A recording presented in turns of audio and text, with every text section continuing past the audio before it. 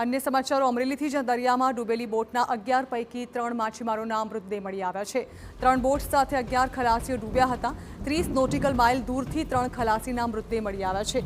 Pipavav coast guard દ્વારા 3 દિવસથી તેઓની શોધખોળ ચલાવવામાં આવી રહી હતી। જો કે હજુ પણ 8 માછીમારો ગુમ છે, જેઓની શોધખોળ યથાવત છે। उल्लेखनीय है कि छेल्ला 2 થી 3 દિવસની અંદર આ જે બોટ ડૂબી હતી ત્યાંથી ખલાસીઓ ગુમ થઈ ગયા હતા।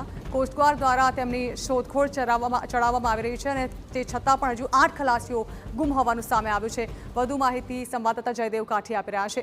જયદેવ, દરિયામાં જે બોટ ડૂબી ચૂકી હતી જેમાં 11 ખલાસીઓ સવાર હતા, જેમાંથી કોસ્ટગાર્ડ દ્વારા જે શોધ ચલાવવામાં આવી 3 ખલાસીઓના મૃતદેહ મળી આવ્યા છે।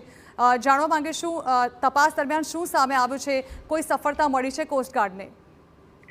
બિલકુલ ઝરણા, જે રીતે જાફરાબાદથી 30 થી 35 નોટિકલ માઇલ દૂર જે 3 જેટલી જે અલગ અલગ બોટ ડૂબી હતી, જેમાં 11 જેટલા ખલાસીઓ છે તે ડૂબ્યા હતા। જોકે તેમની કોઈ ભાળ મળતી નથી ને આખા આ ઘટનાક્રમને લઈને પીપાવ કોસ્ટગાર્ડ, પોરબંદર કોસ્ટગાર્ડની જે હેલિકોપ્ટર અને તેમના જે જહાજો હતા તેમના દ્વારા સતત 3 દિવસથી રાત દિવસ તેમની શોધખોળ છે તે હાથ ધરવામાં આવતી હતી। જોકે રાજ્યના મુખ્યમંત્રી, જિલ્લા કલેક્ટર દિવસ દરમિયાન સતત મોનિટરિંગ કરતા હતા, સુપરવિઝન કરતા હતા અને એ દરમિયાન 30 નોટિકલ માઇલ દૂરથી પીપાવ કોસ્ટગાર્ડને ખૂબ મોટી એક સફળતા મળી છે। 3 ખલાસીના મૃતદેહ છે તે દરિયામાંથી શોધી કાઢવામાં આવ્યા છે। જોકે હજુ પણ 8 ખલાસીઓ છે તેમની શોધખોળ ચાલી રહી છે। ઉપરાંત કેમ કે મધ દરિયામાં તોફાની માહોલ છે, પવન છે, વરસાદ છે ને આ વચ્ચે પીપાવ કોસ્ટગાર્ડની ખૂબ મોટી સફળતા છે ને 3 મૃતદેહ છે તે મળી આવ્યા છે। પૂરી રાત સુધીમાં આ ખલાસીઓ છે તે તેમનો મૃતદેહ જાફરાબાદ લાવવામાં આવશે, ત્યારબાદ તેમની ઓળખ કરવામાં આવશે। ઝરણા જી બિલકુલ જયદેવ, આભાર। તો 3 ખલાસીઓના મૃતદેહ મળી આવ્યા છે, જ્યારે કે અન્ય ખલાસીઓની શોધખોળ હજુ પણ જારી છે।